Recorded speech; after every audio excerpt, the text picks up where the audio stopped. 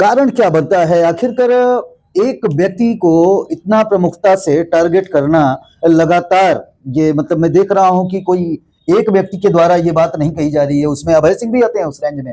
तो अभय सिंह से उनकी पुरानी अदावत है कि क्या है, ये तो वो लोग जाने। अभय सिंह का उनका क्या मामला है उस समय, लेकिन बात रही कोडीन और समाजवादी पार्टी की। कोडीन जो बड़े पैमाने पे अवैध काम हुआ है और राजनीतिक दल होने के नाते, विपक्ष होने के नाते समाजवादी पार्टी अपना काम कर रही है, अपनी जिम्मेदारियों को निर्वहन कर रही है। आगे जो भी है ईडी कार्रवाई कर रही है उस पे। संत सरकार चला रहे हैं योगी आदित्यनाथ की सरकार में, राम राज की दुहाई देने वाला प्रशासन और जनता भी खुश है। 5 किलो मिल रहा है राशन। सर, संत की परिभाषा क्या होती है? संत की परिभाषा वो एक राजयोगी है। कर्म योगी और राजयोगी में फर्क होता है, ये मीडिया कहती है, मेन स्ट्रीम मीडिया कहती है। संत कह दिए तो उसे मतलब ही नहीं होना चाहिए राजनीति से। भाई वो तो अपनी अभिलाषा से आए नहीं थे, वो तो संघ के आह्वान पर और भारतीय जनता पार्टी के केंद्रीय नेतृत्व के इशारे पे उनको कुर्सी मिली थी। इसका आपका कहना है कि वो संत के चोले में पहले से राजनीति? वो सांसद थे, बतौर सांसद थे और 5 बार के सांसद रहे। तो नेता रहे ना, संत नहीं माना जा सकता। कपड़ा पहनने से कोई संत थोड़ी नहीं है। राष्ट्र में, इस देश में आप संत किसे मानते हैं? संत की परिभाषा के अनुरूप कोई तो एक होगा जो आपको दिखता होगा। भारत में इकलौता संत अखिलेश यादव है और कोई संत नहीं है। राजनीति को जो भी आगे लेके जा रहे हैं, अरे सर जी, एक राजनीतिक व्यक्ति को संत बनाना और एक संत को राजनीतिक व्यक्ति एक्सेप्ट नहीं करना नहीं ना। राजनीतिक व्यक्ति अगर संत हो जाए तो क्या दिक्कत है? गृहस्थ जीवन में ये संभव है कि संत? कोई जरूरी नहीं है गृहस्थ तुम्हें हो और राजनीति करता हो और संत ना हो। तो क्या कहना होगा ये कप सिरप को लेकर, जो ये सिंडिकेट को बार बार सुर्खियों में, चर्चाओं में लगाया जा रहा है और एक व्यक्ति विशेष को लगातार एलिगेट किया जा रहा है, क्या कहना होगा इस पर? इस पे हमारा यही कहना है कि पहले ऐसी घटना जब हुई और मासूमों की इसमें जान भी गई, बातें जब निकल के आई कि गलत हुआ, तो जांच शुरू किया ईडी ने। जब ईडी जांच शुरू की तो बड़े बड़े नाम और बहुत बड़े पैमाने पर इस पर चर्चा चालू हुई। तो किसी माननीय का नाम नहीं लिया गया विपक्ष के द्वारा। उसमें केवल जो घटना हुई उस घटना का जिक्र हुआ कि ऐसा हो रहा है, लेकिन माननीय जी स्वतः आके एक जानकारी देते हैं कि हम एक प्रेस कॉन्फ्रेंस के दौरान हमें उसमें बोला जा रहा है। तो इसलिए फिर उन्होंने अपने से खुद कहा कि हमें संलिप्त बताया जा रहा है विपक्ष के द्वारा, लेकिन ऐसा कुछ नहीं। विपक्ष ने केवल कोडीन मामला को ही आगे लाया। जब इन्होंने माननीय श्री अखिलेश यादव जी का नाम लिया, तब जाके यहाँ के नेताओं ने उनकी बात का जवाब दिया। महाराष्ट्र का विधानसभा चुनाव तो आपने बहुत नजदीक से देखा होगा, आप उस वक्त वहां रहे। आपका राजनीतिक दल है वहां, आपका वहां पे जहां रहते हैं राजनीतिक रसूख भी है, लोग नेताजी आपको कहते हैं। लेकिन आपने क्या महसूस किया उस विधानसभा चुनाव में कि मतलब इतनी बड़ी और शर्मनाक हार जो इंडिया गठबंधन? हार हुई नहीं है, हार हराई गई है। चुनाव आयोग ने बड़े पैमाने पे वोट को काटा है और बड़े पैमाने पे वोटर लिस्ट की धांधली हुई है। जहां हमारी जीत लाखों में होनी चाहिए, वहां हजारों में हार हो रही है। तो वही विधानसभा 6 महीने पहले हम लोग सभा जीते हैं और वही विधानसभा 1 लाख से हार रहे हैं। और वोटर लिस्ट पहले वही मतदाता हमें मत कर रहे हैं, फिर नहीं कर रहे हैं और फिर आंदोलन भी किए। नहीं, उसमें लाडली बाई योजना लोग बता रहे थे, ऐसा मैं तो वहां गया नहीं, लेकिन लाडली बाई योजना जो चली उसका जादू कमाल कर गया। लेकिन नहीं, ये जादू माताओं बहनों के अकाउंट में पैसे गए? नहीं, पैसे बहुत मायने। इन लोगों को वोटर लिस्ट का जो काम रहा है बड़े पैमाने पर रहा है, पैसा कुछ काम किया, क्योंकि हम भी तो समाजवादी पेंशन योजना के माध्यम से लोगों को दिए थे पैसा, तो वो मतदाता हमारे साथ नहीं आए। तो ऐसा नहीं है, बड़े पैमाने पर इन्होंने, वोटर लिस्ट का बड़ा फैक्टर है। वोटर लिस्ट को लंबे घोटाला है इसमें। अगर तो उस वक्त तो एसआईआर भी नहीं था भाई साहब। एसआईआर तो ये बिहार चुनाव के लमसम आया है, तो महाराष्ट्र चुनाव में जब एसआईआर नहीं था तो इतना बड़ा घोटाला और कौन करेगा? इस देश की असमत से या इस देश की संविधान से खेलने का मादा कौन रखता है? इतना कौन अपने आप को हो गया कि जो मतलब संविधान कानून से ऊपर हो गया? देखिए, सब चुनाव आयोग जो भी कर रहा है, सब चुनाव आयोग कर रहा है, उसमें सरकार की संलिप्तता है, भारतीय जनता पार्टी सब मिल के काम कर रहे हैं और बड़े पैमाने पे सब काम हो रहा है और बहुत बारीकियां की जा रही है। तो चुनाव आयोग के खिलाफ हमारी पार्टी ने कफन भी भेजा था। गुजरात में भारतीय जनता पार्टी सरकार पे सरकार बनाते जा रही है। लोग कहते थे मोदी नहीं रहेंगे तो सरकार नहीं बनेगी। मोदी को केंद्र में गए 10 वर्ष से अधिक का समय हो गया और अभी भी वो कारवां जारी है, सरकारें बन रही है, सीएम उनके हो रहे हैं, कैबिनेट्स हो रही है और पांव पसारती जा रही है भारतीय जनता पार्टी गुजरात में, जड़ें जमाती जा रही है भारतीय जनता पार्टी गुजरात में। और अपोजिशन तब भी हाशिए पर था और आज भी हाशिए पे है, लेकिन इस बार राहुल गांधी जाते हैं और गांधीनगर, वो स्थान ध्यान नहीं आ रहा है दोस्तों, वो जाते हैं और कहते हैं कि इस बार भारतीय जनता पार्टी का सुपड़ा साफ करेंगे और सरकार कांग्रेस की बनेगी।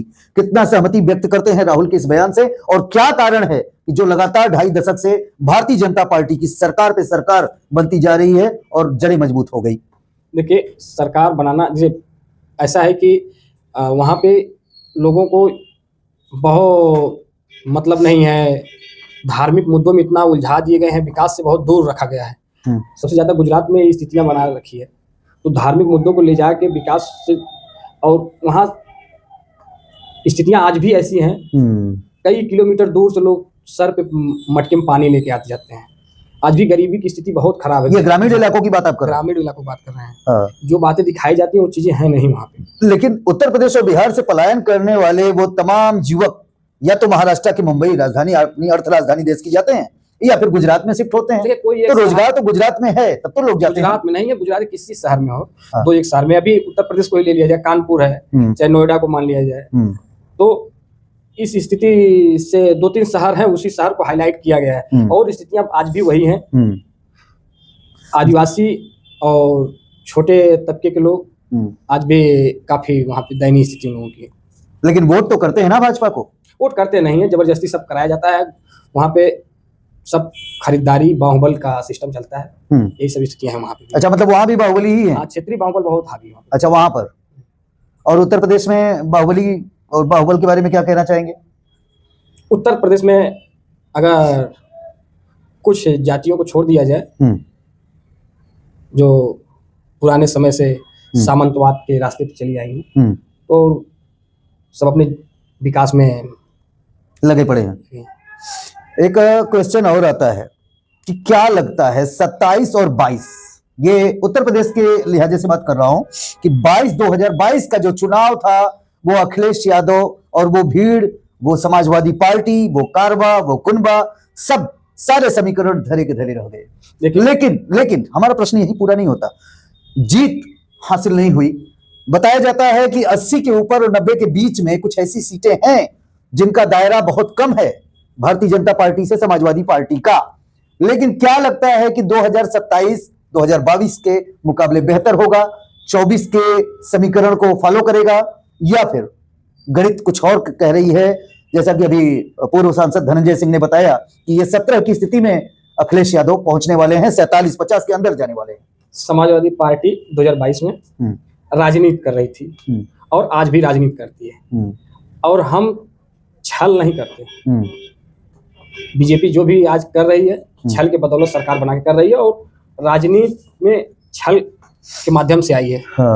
और हम राजनीति के रास्ते पर आ गए, वो छल के रास्ते चलिए। अब हम उसके छल को पकड़ लिए हैं, इसलिए 24 में हमने पता किया है बीजेपी ने ऐसा कोई काम नहीं किया 2024 के बाद जिसे कहा जाए कि 27 में सरकार बनाएगी। अभी तक का इतिहास रहा है कि 2007 रहा हो और 9 में जो भी लोकसभा में बढ़ा है वो सरकार बनाया है, तो कई दशकों से देखा गया है कि उत्तर प्रदेश में जो लोकसभा में जीता है वही ये बात गवर्नमेंट बनाया, ये मैं मान सकता हूँ। आगे समाजवादी पार्टी गवर्नमेंट बनाएगी। लेकिन कई दशकों से तो ये भी था ना कि जो एक बार सीएम हो जाता था वो रिपीट नहीं हो रहा था, योगी रिपीट भी होते हैं। और जैसा आप कह रहे हैं कि छद्म की तर्ज पर सरकारें बन रही हैं, तो एक संत से ये उम्मीद आप रखते हैं क्या? संत सरकार चला रहे हैं, योगी आदित्यनाथ की सरकार में राम राज की दुहाई देने वाला प्रशासन, और जनता भी खुश है। 5 किलो मिल रहा है राशन। सर, संत की परिभाषा क्या होती है?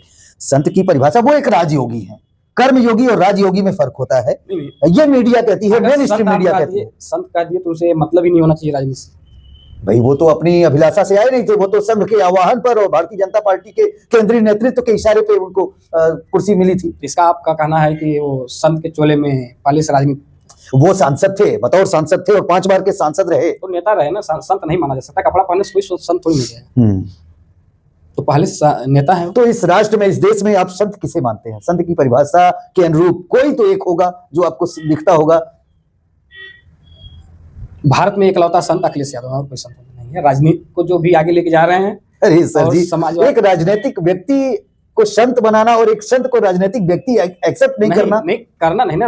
राजनीतिक व्यक्ति अगर संत हो जाए तो क्या दिक्कत है? गृहस्थ जीवन में ये संभव है कि संत कोई जरूरी नहीं है गृहस्थ में हो और राजनीति करता हो और संत ना हो। संत की एक तो नहीं मानी जाएगी ना। सेक्रीफाइस जो करता हो, जो अपने बातों को त्याग जो अपने बातों पे दृढ़ संकल्पित हो और लोगों के प्रति जवाबदेह हो, वही तो संत हो सकता है। हाँ, जो झूठ बोले, कहे कुछ करे कुछ, तो उसे संत थोड़ी बोला, झूठा बोला जाएगा ना।